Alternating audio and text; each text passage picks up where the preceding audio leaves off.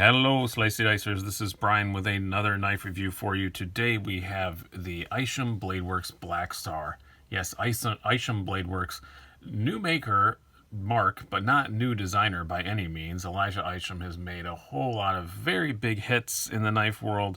We all know him, we all love him. Very prolific designer, but he usually makes things with collabs with other companies. So with the Wee or Kaiser, I think he has a Best Tech coming. But now this is his own name, his own maker's mark on there. Isham. It is still made by Wee. It is overseas made, but still his own design. And I'm kind of surprised this is the way he went, because a lot of his knives, with some notable exceptions, are a bit over the top, a bit crazy. This is just a little slip joint. It's a little slip joint with a twist, a little slip joint in that it is a front flipper, which I wasn't sure how that was going to work. When I first saw he was doing that, I'm like, how's that going to go? Answer is, goes pretty well. But yeah, it's made by Wee, but still marketed by his company. His first one of I'm sure, knowing Isham, first of many. Very, very neat little knife. And I want to emphasize little. It is a very small, light, little kind of secondary knife. But I'm kind of liking it. And we will explain why as we go on. But first of all, let's do some specs and some size comparisons. We have an overall length. I'm going to line it up here against one of these squares. These are half-inch squares, by the way. Overall length of 5.62 inches. Blade length of 2.5 inches. Blade thickness of 0.125 inches. You have a handle thickness of 0.46 and a weight of just 1.37 ounces, which I have to, I always give applause to companies when their claimed weight is precisely what it weighs, and that's precisely what this weighs, is 1.37 ounces. So, good job there. I always think that's cool. Sometimes companies fudge it one way or the other just a little bit, and they didn't. It's dead on 1.37 ounces. Let's do some size comparisons to give you an idea of the size of this thing. We will start out with, first I'm going to compare it to your Swiss Army Cadet. As you can see, this is a pretty small knife. It's a little shorter than a Cadet when it's open. And we're going to go through some more small knives first, and then we'll do just one of our standards so you get an idea. But another small knife categories, we have the, this is the Spyderco Little Native. About the same length as that, but obviously a much slimmer knife.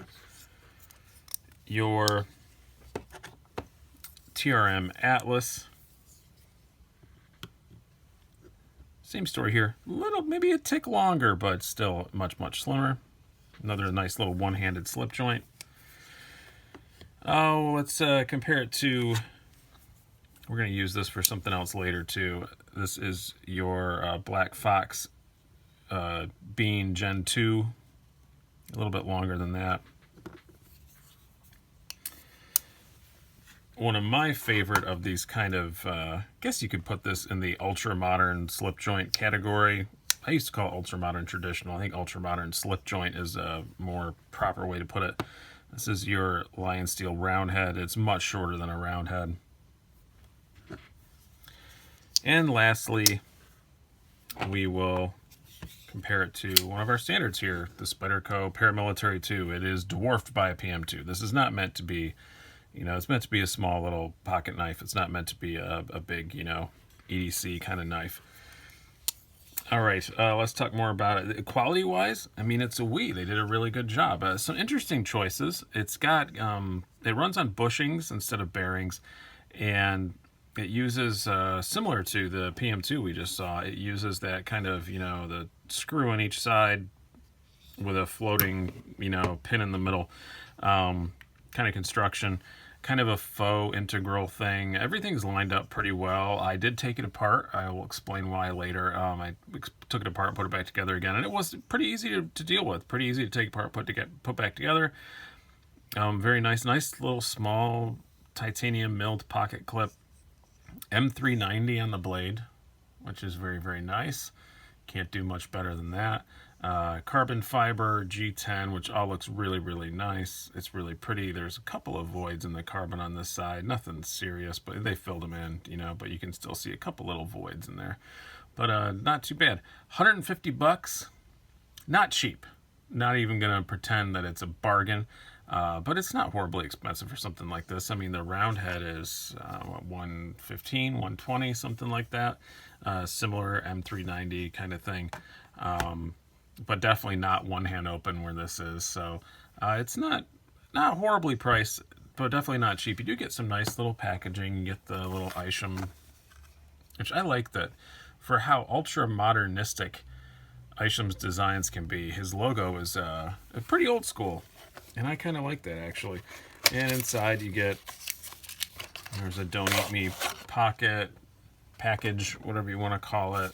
No labeling on the thing, but it's the typical Wii, you know, Rolls-Royce floor mats, as I always call it, sort of design. So, yeah, you get some good stuff. There's no, like, cloth or anything in there.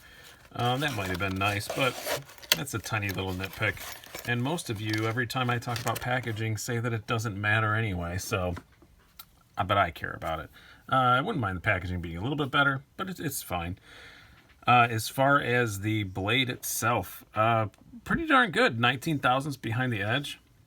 Very high flat grind, this nice buoy tip. I really do like this nice clip point buoy tip thing. I love the look of this. It's a gorgeous, gorgeous, gorgeous looking thing. And this flows into that very well.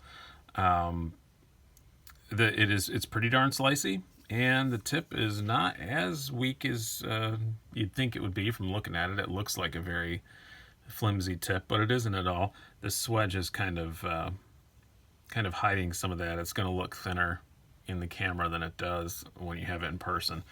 But pretty good tip on it. Super sharp out of the box. It's perfectly fine, and no issues there whatsoever. Ergonomically, you know what? It's pretty darn good for the size that it is.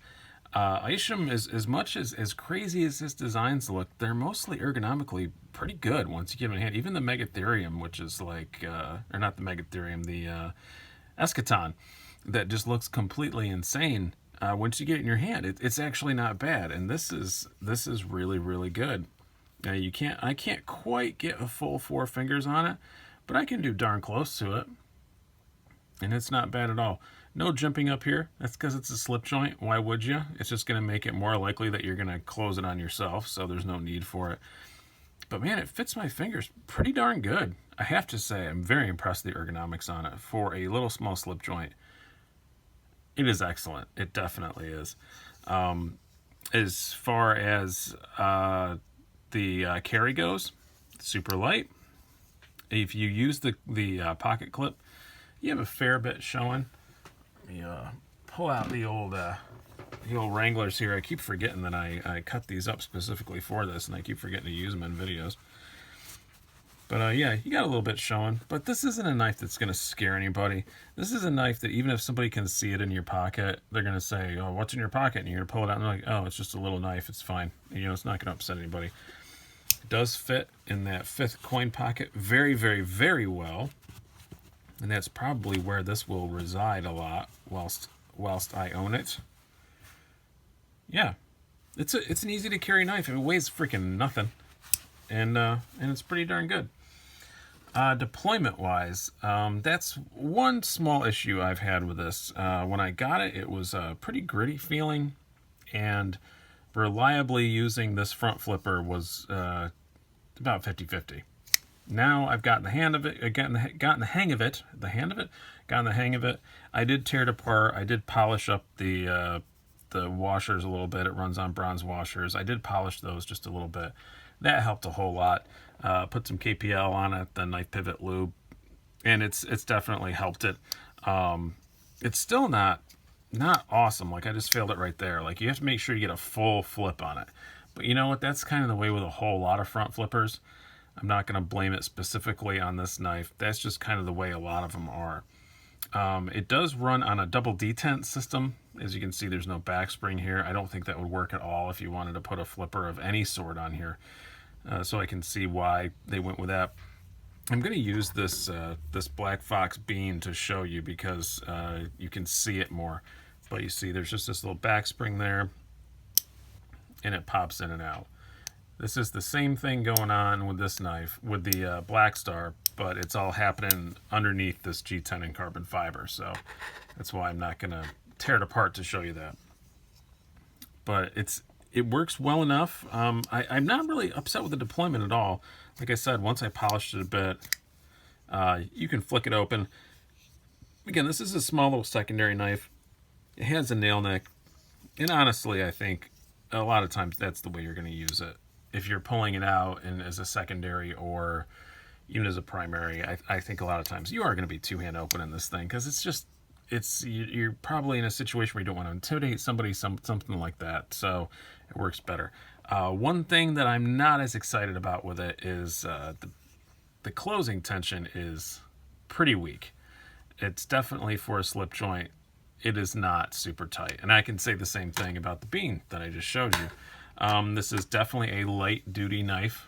This is not something you're going to want to hack into any heavy duty stuff with at all because it doesn't take much back pressure there at all to close it. Now, if you're holding it the way that the Lord Isham intended, you're not gonna cut yourself because it's gonna stop right there. But it's just something to keep in mind. It's not something you want to do some heavy duty stuff with, but just for something to carry around and use, it's for typical kind of office-y, EDCE sort of tasks. It works great, and it's classy as hell. And yeah, the price is iffy, but I like it. I'm definitely not going to get rid of it. I really like knives like this. These are definitely kind of in my wheelhouse. And I travel to Europe a lot, and this will be completely legal anywhere, which is another nice thing about it. So if you want something that's just legal anywhere, but still has some style and some cachet to it, I guess you'd say, amongst knife people, this is a really good choice. And I do really like it, and I'm very eager to see what Elijah Isham is going to make now that he has his own make. I know he's also going to start doing some customs, I've heard. So seeing Elijah Isham unleashed will be pretty darn cool. Pretty excited. I mean, his first knife is pretty weird. It's not what I expected, but you still got to admit, it's still Isham weird. A front flipper slip joint is not something I thought I'd see anytime soon. And he made one, and it works. So I hope you guys have enjoyed this. I've been Brian. Have a good one.